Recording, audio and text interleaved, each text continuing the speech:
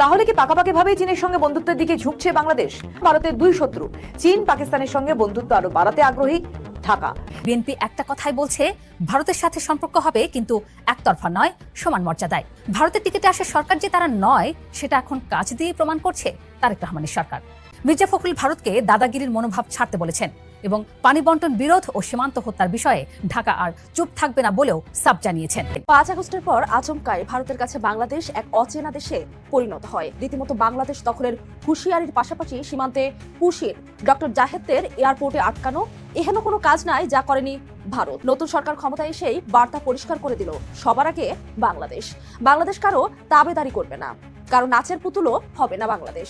ফলস্বরূপ ভারতকে বাদ দিয়ে তারেক রহমান এখন মালয়েশিয়া হয়ে চীনে। বাংলাদেশের ইতিহাসে প্রথমবারের মতো চীনের সাথে পররাষ্ট্র ও প্রতিরক্ষা এই দুটি অত্যন্ত সংবেদনশীল বিষয় নিয়ে একটি বিশেষ 2+2 আন্ডারস্ট্যান্ডিং বা চুক্তি হয়েছে। এর অধীনে দুই দেশের পররাষ্ট্র ও প্রতিরক্ষা মন্ত্রণালয়ের উচ্চপদস্থ প্রতিনিধিরা নিয়মিত টেবিলে বসবেন এবং স্ট্র্যাটেজিক সংলাপ চালাবেন। সবচেয়ে বড় কথা, বাংলাদেশের সভারেন্টি বা সার্বভৌমত্ব, স্বাধীনতা এবং টেরিটোরিয়াল ইন্টিগ্রিটিকে পূর্ণ সম্মান জানিয়ে চীন স্পষ্ট ভাষায় বলেছে, গণতান্ত্রিক ব্যবস্থায় বাংলাদেশে যেভাবে গণমানুষের আকাঙ্ক্ষার বহিঃপ্রকাশ ঘটে একটি নতুন সরকার এসছে, তার স্বাধীন ও সার্বভৌম পররাষ্ট্র নীতিকে বিশ্বের প্রতিটি দেশের সম্মান জানানো উচিত। আসসালামু আলাইকুম দর্শক, দেশ এবং দেশের বাইরে থেকে যারা আপনারা এই ভিডিওটি দেখছেন তারা অত্যন্ত মনোযোগ সহকারে এই ভিডিওটি দেখুন, কারণ এই ভিডিওটি খুবই গুরুত্বপূর্ণ একটা ভিডিও, যা ইতিমধ্যে আপনারা ভিডিওর কিছু অংশ আপনারা দেখেছেন। সো এই ভিডিওটি বাংলাদেশে এবং ভারতের মধ্যে যে চলমান উত্তেজনাকর রাজনীতি সৃষ্টি হয়েছে কিংবা উত্তেজনা সৃষ্টি হয়েছে, সেই উত্তেজনা নিয়েই কিন্তু এই ভিডিওর মধ্যে বিস্তারিত বর্ণনা খুবই সুন্দরভাবে দেখতে পারবেন। সো আজকের এই ভিডিওটি অত্যন্ত চমৎকার হতে চলেছে। তো চলুন আজকের ভিডিওটি দেরি না করে মূল ভিডিওটি কন্টিনিউ করব। তার আগে বলে নিচ্ছি, আপনারা যারা এই ভিডিওটি ভিডিওর মধ্যে এখনও লাইক করেন না, তারা অবশ্যই একটি লাইক করে দিন। তো চলুন মূল ভিডিওটি কন্টিনিউ করতে থাকি। নির্বাচনের আগে তারেক রহমানের ফেসবুক পোস্ট বাংলাদেশে আসা তার ইচ্ছের উপর নির্ভর করছে না, অর্থাৎ এক অদৃশ্য দেয়ালের ইঙ্গিত করেছিলেন তারেক রহমান। অনেকেই তখন বলা শুরু করলেন, আবার সেই ভারতের ফাঁদে হয়তো পা দিচ্ছে বিএনপি। ভারতের সাথে আপোষ করে কি লন্ডন থেকে ঢাকার টিকিট পেলেন তারেক রহমান? কিন্তু নির্বাচনে বিপুল জয় নিয়ে 2.5 মাস কাটানোর পরেই বোঝা যাচ্ছে সেই অদৃশ্য দেয়ালটা আসলে ভারত ছিল না। ভারতের শিলংয়ে 7 বছরের বেশি সময় ধরে রাখা হয়েছিল বর্তমান স্বরাষ্ট্রমন্ত্রী সালাউদ্দিন আহমেদকে। আওয়ামী লীগ দেশ থেকে পালানোর পর তার দেশভাগ্য খুলে যায়। দেশে আসেন ভদ্রলোক, কিন্তু দেশে এসে শুনতে পান তাকে নাকি ইচ্ছে করে রেখে দিয়েছিল ভারত, দিয়েছে ট্রেনিং, এমনকি গোপনে তিনি ভারতের হয়ে কাজ করবেন ভবিষ্যতে। এসব অভিযোগে বারবার বিদ্ধ হতে হয়েছে বিএনপিকে, কিন্তু মে মাসে এসে যেন সব অভিযোগের উত্তর দিয়ে দিচ্ছে বিএনপি। ভারতকে কোনো ধরনের ছাড় না দিয়ে একের পর এক প্রকল্প নিয়ে এগোচ্ছে তারেক রহমানের সরকার। বিশ্লেষকদের মত, ফারাক্কার বিপরীতে পদ্মা ব্যারেজ, তিস্তা মহাপরিকল্পনা সহ নানা পদক্ষেপ নিয়ে সরকার প্রমাণ করছে এই সরকার ভারতের টিকিটে আসেনি। মির্জা ফখরুলের স্পষ্ট বার্তা, 16 মে 2026 ফারাক্কা লং মার্চ দিবসের আলোচনায় বিএনপির মহাসচিব ও স্থানীয় সরকার মন্ত্রী মির্জা ফখরুল ইসলাম আলমগীর ভারতকে সরাসরি হুঁশিয়ার করলেন। ইঞ্জিনিয়ার্স ইনস্টিটিউশনের সেই মঞ্চ থেকে তিনি স্পষ্ট জানিয়ে দিলেন, বাংলাদেশের স্বার্থ রক্ষা করেই ফারাক্কা চুক্তি নবায়ন করতে হবে। ভারত সরকারের উদ্দেশ্যে তার বার্তা ছিল একটাই, ফারাক্কা চুক্তি অবশ্যই বাংলাদেশের স্বার্থ রেখে করতে হবে। পাশাপাশি মির্জা ফখরুল এও বললেন, 1996 সালের গঙ্গা পানি বন্টন চুক্তি এই বছরই মেয়াদ শেষ করছে। সেই শূন্যতা পূরণ করতেই এখন পদ্মা ব্যারেজ নির্মাণের সিদ্ধান্ত, যাকে তিনি বললেন ঐতিহাসিক। নির্বাচনের আগে বিবিসি বাংলাকে দেওয়া এক সাক্ষাৎকারে তারেক রহমান বলেছিলেন, বাংলাদেশের মানুষ ভারতের বিরুদ্ধে, তাই তিনিও দূরত্ব বজায় রাখবেন। নির্বাচন পরবর্তী সংবাদ সম্মেলনে তারেক রহমান বললেন, ভারত, চীন, পাকিস্তান সবার সাথে বাংলাদেশের স্বার্থ রক্ষা করেই সম্পর্ক হবে। মির্জা ফখরুল ভারতকে দাদাগিরির মনোভাব ছাড়তে বলেছেন এবং পানি বন্টন বিরোধ ও সীমান্ত হত্যার বিষয়ে ঢাকা আর চুপ থাকবে না বলেও সাফ জানিয়েছেন। পদ্মা ব্যারেজ ফারাক্কার জবাব, 13 মে 2026 প্রধানমন্ত্রী তারেক রহমানের সভাপতিত্বে একনেক সভায় অনুমোদন পেল 34,497 কোটি টাকার পদ্মা ব্যারেজ প্রকল্প। রাজবাড়ীর পাংশায় নির্মিতব্য 2.1 কিলোমিটার দীর্ঘ এই বাঁধ হবে ভারতের ফারাক্কার সরাসরি পাল্টা পদক্ষেপ। প্রকল্পের নথিতে স্পষ্টভাবে উল্লেখ করা হয়েছে, 70-এর দশকে ভারত নির্মিত ফারাক্কা বাঁধের কারণে শুষ্ক মৌসুমে পদ্মায় পানি প্রবাহ ব্যাপকভাবে কমে গেছে। এতে দেশের দক্ষিণ পশ্চিমাঞ্চলের নদীগুলো শুকিয়ে যাচ্ছে, লবণাক্ততা বাড়ছে, সুন্দরবনের জীববৈচিত্র্য হুমকিতে পড়ছে। বাংলাদেশের মোট ভূখণ্ডের 37% এবং 1/3 মানুষ এই সংকটে আক্রান্ত। 2026 সালের জুলাই থেকে 2033 সালের মধ্যে সম্পূর্ণ সরকারি অর্থায়নে বাস্তবায়িত হবে এই প্রকল্প। ভারতের কাছে কাছে পানির ভিক্ষা না চেয়ে নিজস্ব সমাধান নিজেরাই করার এই সিদ্ধান্ত বিএনপির স্বাধীন পররাষ্ট্রনীতির জোরালো বার্তা বলে মনে করছেন বিশ্লেষকরা। সরকারের এমন সিদ্ধান্তে রীতিমতো নড়ে চড়ে বসেছে ভারত। তিস্তা মহাপরিকল্পনা, ভারতের অনীহার জবাব চীনের হাতে।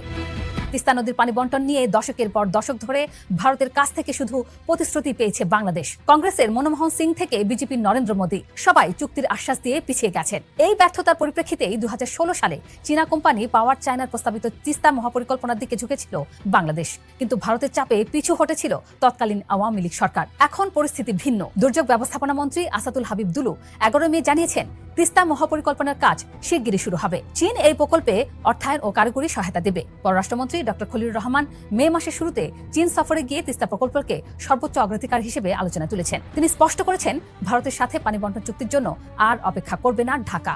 উত্তরাঞ্চলের মানুষের বাঁচা মরার প্রশ্নে এই সরকার চীনের সাথে কাজ এগিয়ে নিতে দৃঢ় সংকল্পিত। শুভেন্দুর কাঁটাতার বাংলাদেশের জবাব। ভারতের পশ্চিমবঙ্গে বিজেপি ক্ষমতায় আসার মাত্র 2 দিনের মাথায় নবনির্বাচিত মুখ্যমন্ত্রী শুভেন্দু অধিকারী প্রথম মন্ত্রিসভা বৈঠকেই বাংলাদেশ সীমান্তে কাঁটাতারে বেড়া নির্মাণ ত্বরান্বিত করার সিদ্ধান্ত নিলেন। 45 দিনের মধ্যে বিএসএফকে জমি হস্তান্তরের ঘোষণা দিলেন তিনি। সীমান্ত বেষ্টনের এই উদ্যোগে কৌশলগত বার্তাটা স্পষ্ট। দিল্লি বুঝে গেছে ঢাকার সাথে এখন আর আগের মতো বিশেষ সম্পর্ক নেই। ঢাকাও এবার পিছিয়ে নেই। প্রধানমন্ত্রী বৈদেশিক বিষয়ক উপদেষ্টা হুমায়ুন কবির সরাসরি বললেন, কাঁটাতারের ভয়ে বাংলাদেশ মাথা নত করবে না। তার কথায় এই বাংলাদেশ আর হাসিনার আমলের বাংলাদেশ এক নয়। বিশ্লেষকরা বলছেন, শুভেন্দুর এই সিদ্ধান্তই প্রমাণ করে ভারত এখন নিজেই রক্ষণাত্মক অবস্থানে।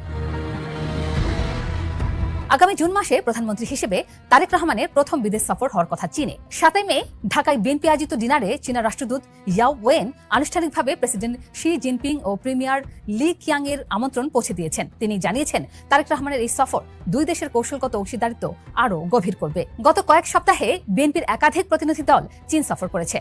পররাষ্ট্রমন্ত্রী খলিলুর রহমান বেইজিং থেকে ফিরেছেন যৌথ বিবৃতি নিয়ে। মির্জা ফখরুলও চীনা কমিউনিস্ট পার্টির আন্তর্জাতিক বিভাগের কর্মকর্তাদের সাথে বৈঠক করেছেন এবং চীন বাংলাদেশ সম্পর্ক পারস্পরিক সম্মান ও লাভের ভিত্তিতে গড়ে উঠছে বলে উল্লেখ করেছেন। তিস্তা মহাপরিকল্পনার অর্থায়ন চূড়ান্ত করা, BRI কাঠামোর নতুন বিনিয়োগ এবং বাণিজ্য ও সংযোগ সম্প্রসারণ, এই 3টি মূল বিষয় তারেকের চীন সফরের আলোচনায় কেন্দ্রে থাকবে বলে ধারণা করা হচ্ছে। বিশ্লেষকরা বলছেন, ভারতের সাথে সম্পর্ক আগের মতো থাকবে না জেনেই বিএনপি এখন কূটনৈতিক ভারসাম্য রক্ষার চেষ্টা করছে চীনকে ঘনিষ্ঠ করে। তবে এটি ভারত বিরোধিতা নয়, এটি স্বার্থকেন্দ্রিক পররাষ্ট্রনীতি। বাংলাদেশ আগে, ভারত পরে, এই নীতিকেই এখন কার্যকরভাবে প্রতিফলিত করছে তারেক রহমানের সরকার।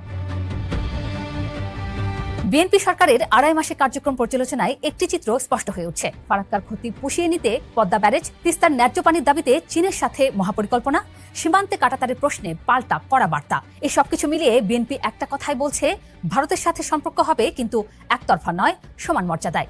ভারতের টিকিটে আসা সরকার যে তারা নয়, সেটা এখন কাজ দিয়ে প্রমাণ করছে তারেক রহমানের সরকার।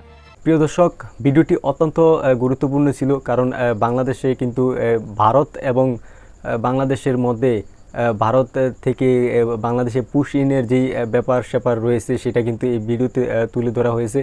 এবং ইতিমধ্যে কিন্তু বাংলাদেশ থেকে বাংলাদেশ সরকার তিনি কিন্তু ভারতের থেকে সরে গিয়ে ইতিমধ্যে চায়নার সাথে তার কূটনীতিকভাবে যেভাবে এগিয়ে নেওয়া যায় বাংলাদেশ এবং চায়নার সাথে যেই জুটি রয়েছে সেই জুটি কীভাবে শক্ত করা যায় সেটা কিন্তু বাংলাদেশ সরকার জোর দিচ্ছে। তো আজকের এই ভিডিওটি অত্যন্ত চমৎকার ছিল। আপনাদের কাছে কেমন লেগেছে এই ভিডিওটি অবশ্যই কমেন্ট করে জানিয়ে দিবেন, এবং আপনারা কোন জায়গা থেকে ভিডিওটি দেখছেন সেটাও অবশ্যই কমেন্ট করে জানিয়ে দিবেন। তো দর্শক, তোমরা যারা এইরকম ভিডিও পছন্দ করো তারা অবশ্যই এই চ্যানেলটি সাবস্ক্রাইব করে রাখো, কারণ এই চ্যানেলে সবসময় এইরকম ভিডিও আপলোড করা হবে। তো ভিডিওটিতে যারা এখনও লাইক করে না তারা অবশ্যই একটি করে লাইক করে দাও। লাইক করলে কি হয়, আমরা যে ভিডিও তৈরি করি ভিডিও করার উৎসাহ বাড়ে। তো আজ এই পর্যন্ত, সবাই ভালো থাকবে, সুস্থ থাকবে, আল্লাহ হাফেজ।